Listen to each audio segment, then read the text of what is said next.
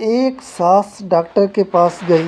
اس نے ڈاکٹر کو مخاطب کرتے ہوئے کہا کہ ڈاکٹر صاحب، کوئی ایسی دوا دیں کہ اس مرتبہ میری بہو کا بیٹا ہی ہو۔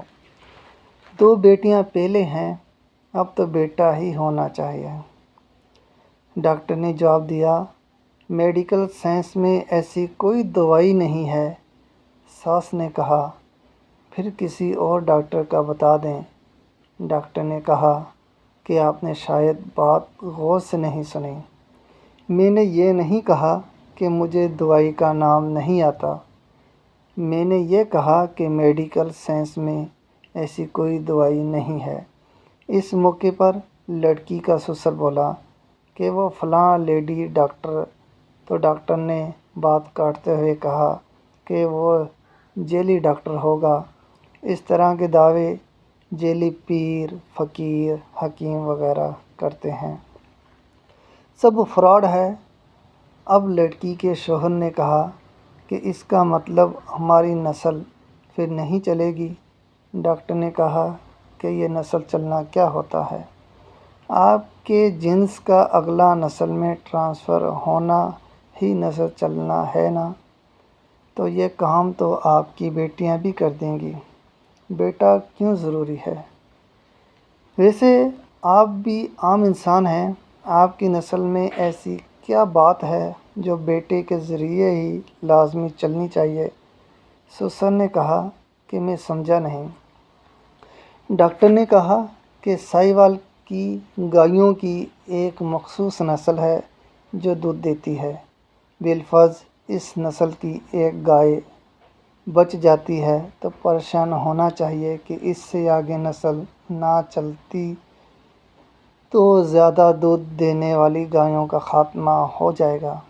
طوطوں کی ایک مخصوص قسم باتیں کرتی ہے۔ بالفرض اس نسل کی ایک طوطی بچ جاتی ہے تو فکر ہونی چاہیے کہ اگر یہ بھی مر گئی تو اس نسل کا خاتمہ ہو جائے گا۔ آپ لوگ عام انسان ہیں، باقی 6-7 ارب کی طرح۔ آخر آپ لوگوں میں ایسی کون سی خاص بات ہے؟ یہ بات سن کر سسر نے کہا کہ ڈاکٹر صاحب، کوئی نام لینے والا بھی تو ہونا چاہیے۔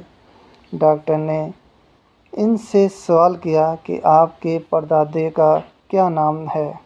اس موقع پر سسر بس اتنا کہہ سکا کہ وہ، میں، ہم، وہ ڈاکٹر نے کہا کہ مجھے پتہ ہے آپ کو نام نہیں آتا، آپ کے پردادا کو بھی یہ ٹینشن ہوگی کہ میرا نام کون لے گا، اور آج اس کی اولاد کو اس کا نام بھی پتہ نہیں۔ ویسے آپ کے مرنے کے بعد آپ کا نام کوئی لے یا نہ لے، آپ کو کیا فرق پڑے گا؟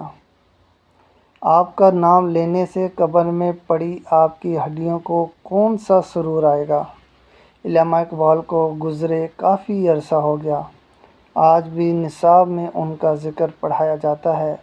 گنگا رام کو مرے ہوئے کافی سال ہو گئے، لیکن لوگ آج بھی گنگا رام ہسپتال کی وجہ سے گنگا رام کو نہیں بھولے۔ ایدھی صاحب مر گئے لیکن نام ابھی بھی زندہ ہے اور رہے گا۔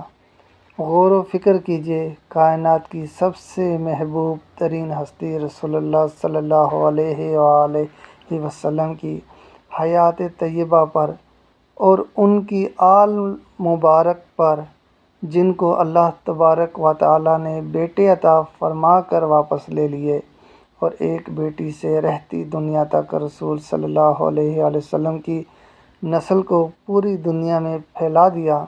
لہٰذا بیٹی اور بیٹوں میں ہرگز فرق نہ کریں۔ بیٹا اگر نعمت ہے تو بیٹی رحمت ہے۔ تحریر کو صدقہ جاریہ اور اللہ کی رضا کی نیت سے اپنے پیاروں کے ساتھ شیئر کیجیے۔ ہو سکتا ہے آپ کی تھوڑی سی محنت اور کوشش کسی کی ہدایت کا ذریعہ اور آپ کی نجات کا ذریعہ بن جائے۔ شکریہ۔